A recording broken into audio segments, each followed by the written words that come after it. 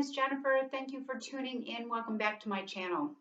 Today we're going to talk about the inevitable countdown. We're crunching down onto the holidays, and right now for us we have a couple of days of school left. And I know that the kids get squirrely after school is over before the holiday is actually here. So I have some ideas for you for countdown calendar, for crafts, and for ornaments. So stay tuned, we're packed. The first one I have is this book. Couple of pieces of paper cut into smaller pieces, and on here we talked about things that we want to do before Christmas happens. So things like making ornaments, looking at Christmas lights, getting a decorating the house, putting the manger up, drinking hot chocolate, watching a movie, opening presents, nothing major. So we did this, punched some holes in here, and tied a string to it to make it a little book. We don't have to do them in order. We've been checking them off as we go along. If you like this idea better, we took those pieces of paper, put them into a glass so that we could pull them out randomly and do something fun. All right. Another idea is I saved our beloved toilet paper rolls and I wrapped them with tissue paper, and I put things in here like this is a Twizzler. I have put a Twizzler put in here, wrapped up with toilet paper or wrapped up with tissue paper, rolled. If you had ribbon, great. If not, that's fine too. You could number these or just keep them random. If you wanted to take one of these cards and put it in here, you could. And I have it in this little basket so she can pick the one that she wants. Another idea, and probably my favorite, is the paper chain. It's super easy to make. The fine motor skills for all of these activities are great. Lots of motor planning going on. So I just put 3 pieces of colored paper together. We're going to cut them straight across.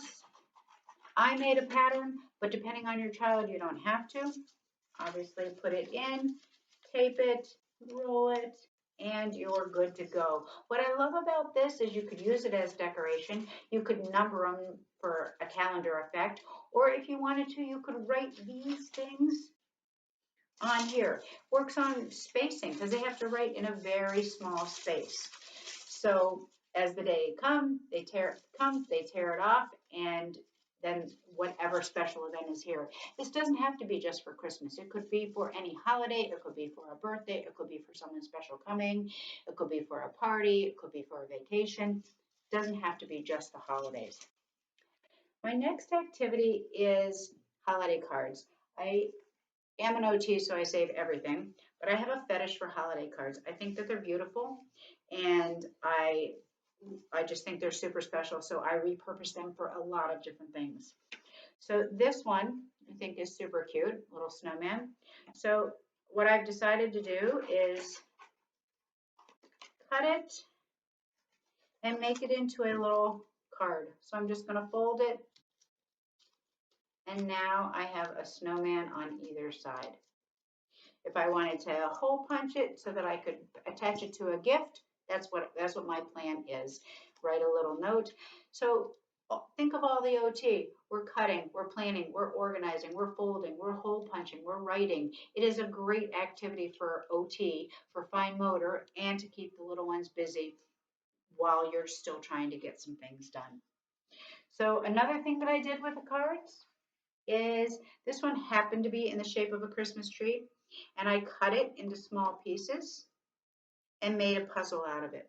I actually put this puzzle inside one of these. So that was one of her activities. Another idea for the Christmas cards is I hole punched it and then laced it. So as I mentioned earlier, the hole punching is great for hand strength. Planning and organizing. Spacing here is the same as spacing when you're writing. So we can and then we're working on the fine motor for lacing this up. We can write on the back, we can put it in the mail to somebody new. Christmas cards can go a long way.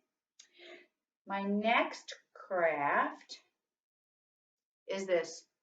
It's just a piece of material and handprints all the way around in the shape of a wreath. And if you can see the little red dots, those are the fingerprints for the holly berries. I just added a dowel and a string, and now you have a decoration and a keepsake. All right, my next one is a slash craft and ornament. This is just a pipe cleaner with some beads made into a candy cane. Easy. This one is a pattern and this one is not. Really doesn't matter. We're just working on the fine motor skills, the attention, and then we have a keepsake and an ornament. I've been making ornaments with my granddaughter for the last several years, and this is one that we made. It is fingerprints for the snowman and the snow, and then we just dated it on the bottom. I drew the faces because she was 3, but her fingerprints are the snowman. The next one was this. I took a string and I measured her. This is how old, this is how long she was last year. And I got a clear ornament, opened it up, and she cut the string and then put the string in. You can see how much fine motor skill is needed to get this, sorry, to get this ribbon in. You get the gist of it. So the ribbon is inside, you'll get the gist. And then I have this cute little saying that says, "This ribbon is very special indeed because it's the same exact size as me. Keep it close to your heart and remember how big I was in 2019. So again, we actually call these translation skills, and these are the same skills that you need when you move your pencil, when you pick up your pencil and move it. So translation skills are a very important fine motor skill. Here, I will show you what I mean by that. It keeps falling out. You'll do it because I feel like I'm in a hurry. My last one, this is what we're doing this year. I have a piece of yarn. I bought these big plastic needles, I think 20 of them for $3. And I felt sweaters, and I will explain that to you if you want to stay on at the very end. So I felted this sweater, and then as you can see, we cut it into pieces. Here's another sweater. I cut it into pieces, into squares. She actually cut them into squares. We put them on the string like this, and we're making ornaments out of it for wreaths. So they don't even have to be the color of Christmas per se, big ones, small ones. She was 99% independent with this activity. It did take a lot of finger strength to go through the wool. So there is that. So thanks for tuning in. If you want to learn how to felt sweaters, I'll just continue talking and you can listen or not. Have a Merry Christmas and a happy holiday. Hopefully next year is better for all of us. Stay safe and wash your hands. So here goes. You take a sweater, any sweater, it just has to be wool. So you can go to Goodwill and get a sweater very inexpensively. I put it inside a pillowcase and then tie the pillowcase so that the wool fibers don't get all over my washing machine. And I wash it in the hottest setting possible. And then I dry it out of the pillowcase in the hottest setting possible. And then the fibers just are so tightly woven that when you cut it, I will show you, it won't fray. Right? And then you can just cut it into squares. You could cut it in circles. There are so many things you can do with felted sweaters. I actually made this ornament with a felted sweater. I made this little snowman with a felted sweater and just sewed some buttons on there and a hat. I made a hat out of another sweater.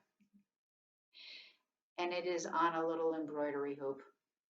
So that is something you can do for yourself to keep yourself busy during this crazy COVID time. Anyway, stay safe. Thanks for tuning in. I appreciate it. Have a good day.